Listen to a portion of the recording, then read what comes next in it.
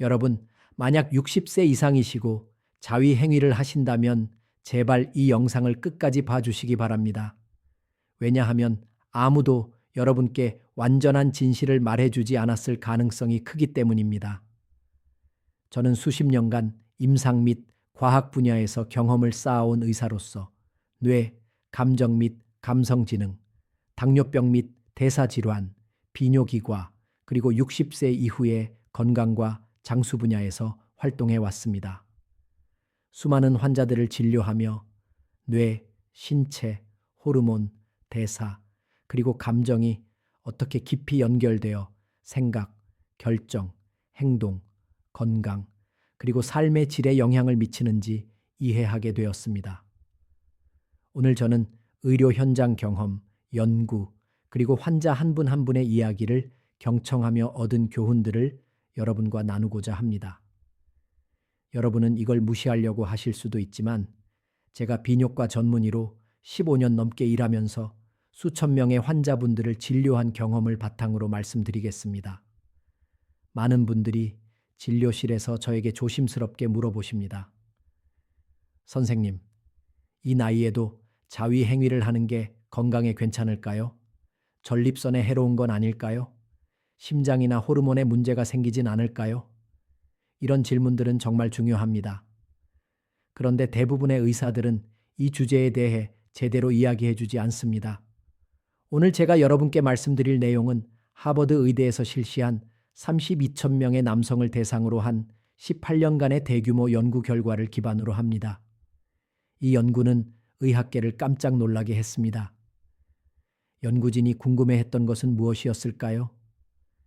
사정 빈도가 남성의 장기적인 전립선 건강을 예측할 수 있을까 하는 것이었습니다. 결과는 놀라웠습니다. 한 달에 21회 이상 사정하는 남성들은 한 달에 47회만 하는 남성들에 비해 전립선암 위험이 31% 낮았습니다. 31%입니다. 이건 약물도 아니고 수술도 아닙니다. 규칙적인 사정으로 얻을 수 있는 효과입니다. 그렇다면 왜 그럴까요? 전립선은 정객의 일부를 생산하는 기관입니다. 여러분이 사정하지 않으면 이 액체가 그냥 거기 고여 있게 됩니다. 독소, 오래된 세포, 염증을 유발할 수 있는 물질들이 축적됩니다. 규칙적으로 배출하면 전립선이 깨끗해집니다. 마치 집을 청소하는 것과 같습니다. 먼지가 쌓이게 내버려 두지 않는 거죠. 하지만 여기서 끝이 아닙니다. 자위 행위를 할 때 여러분의 뇌는 도파민을 분비합니다. 이것은 기쁨과 동기부여의 신경 전달 물질입니다. 나이가 들수록 자연스럽게 도파민 수치가 감소합니다. 그래서 많은 노인분들이 무기력함이나 우울함을 느끼시는 겁니다. 자위 행위를 통해 오르가즘에 도달하면 도파민이 급증합니다.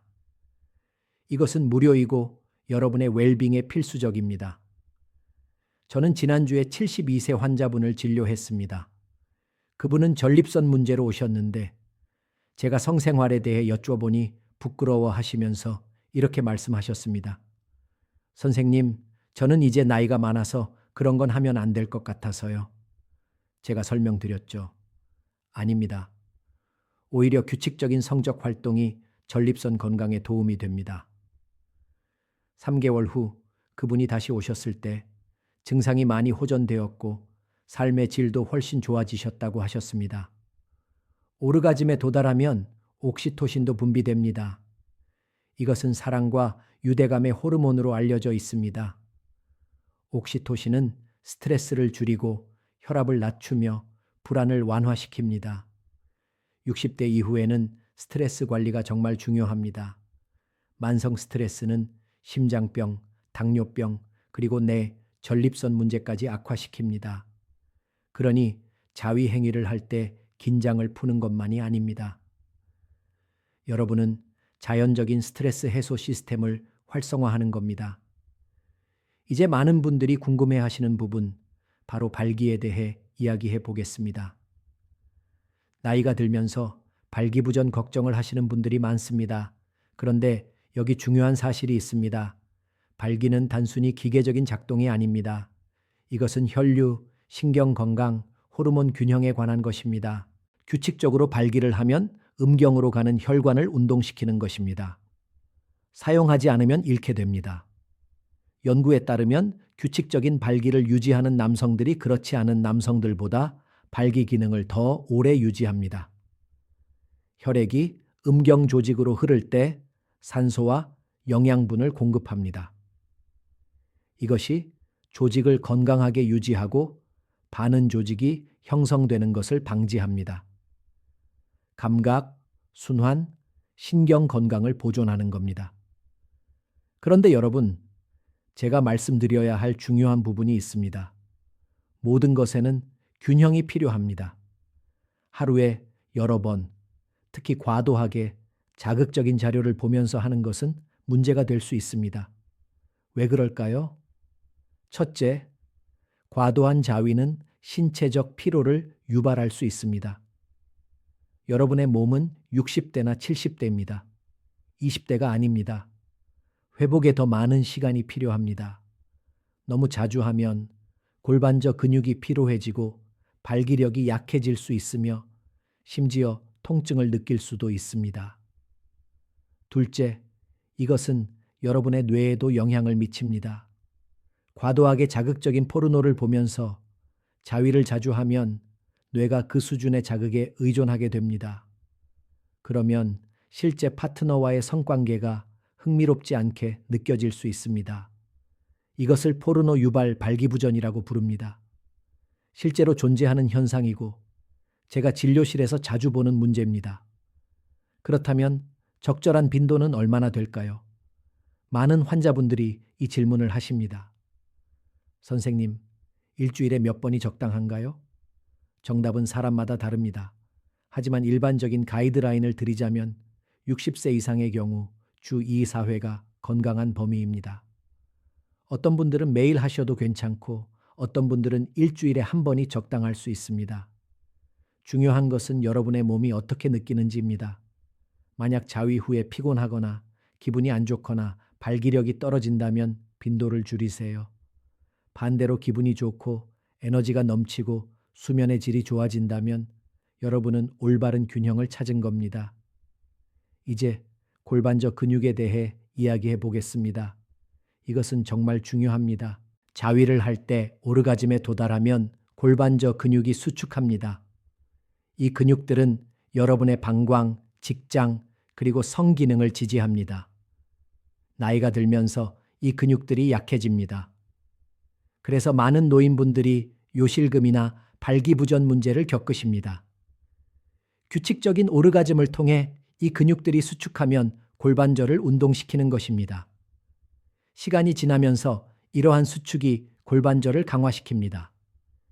헬스장에서 근육을 키우는 것과 같은 원리입니다. 더 강한 골반저는 더 나은 방광 조절, 더 강한 발기, 더 강렬한 오르가즘을 의미합니다. 여러분 중에 케겔 운동에 대해 들어보신 분들이 계실 겁니다. 네, 남성도 케겔 운동을 할 수 있고 해야 합니다. 하지만 솔직히 말씀드리면 대부분의 사람들은 케겔 운동을 제대로 하지 못합니다. 자위를 통한 자연스러운 오르가즘은 이 근육들을 자동으로 운동시킵니다. 추가적인 노력이 필요 없습니다. 한 가지 더 말씀드리고 싶은 것은 수면에 관한 것입니다. 많은 노인분들이 수면 장애를 겪으십니다. 밤에 잠들기 어렵거나 자주 깨십니다. 오르가즘은 프로락틴이라는 호르몬을 분비시키는데 이것이 이완과 졸음을 유발합니다.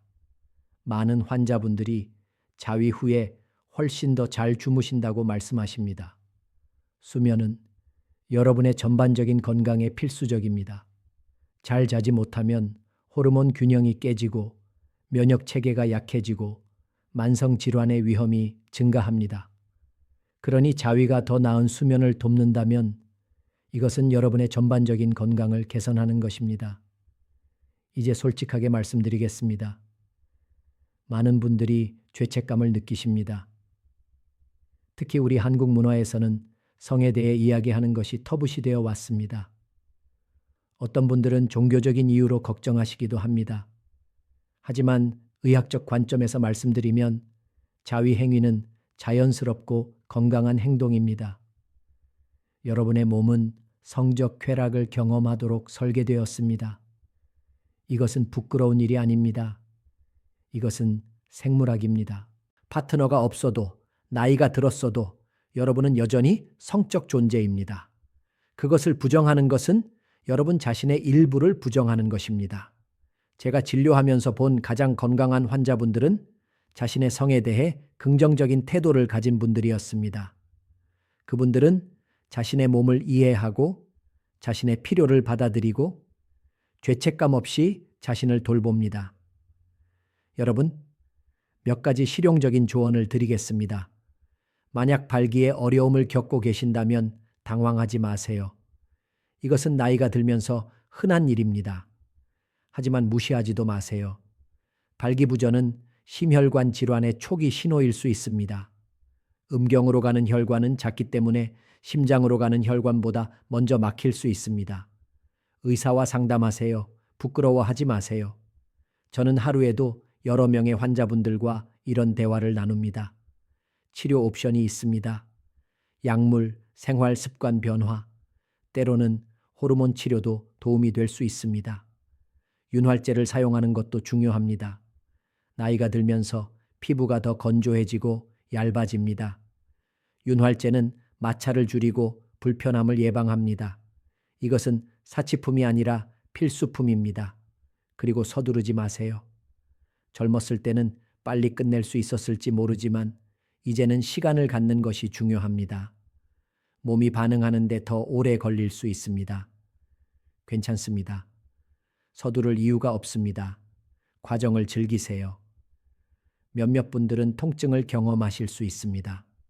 사정할 때 두통, 골반 통증 또는 불편함을 느끼신다면 의사와 상담해야 합니다. 이것은 더 심각한 문제의 신호일 수 있습니다. 제 환자 중 한 분은 사정시 심한 두통을 경험하셨는데 알고 보니 고혈압 문제였습니다.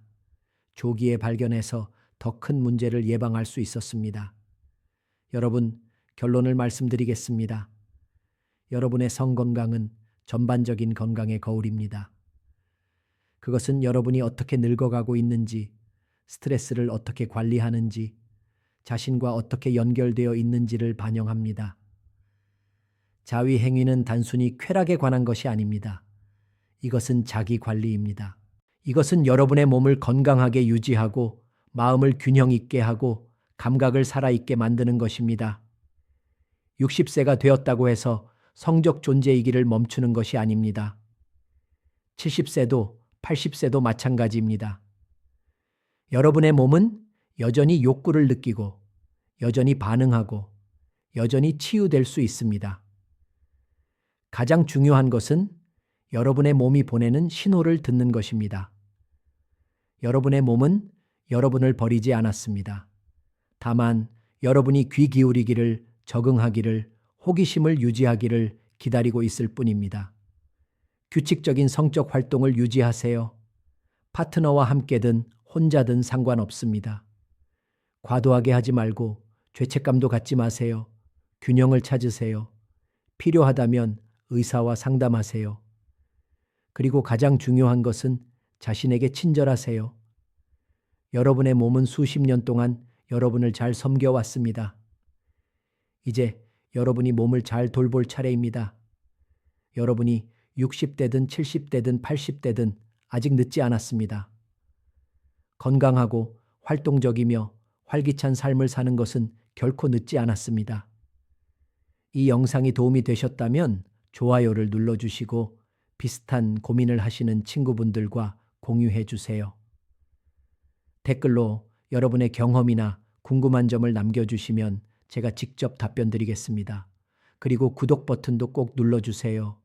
앞으로 전립선 건강, 발기부전 개선 운동, 그리고 남성 건강에 관한 더 많은 영상을 준비하고 있습니다. 여러분의 건강한 노후를 응원합니다. 다음 영상에서 뵙겠습니다.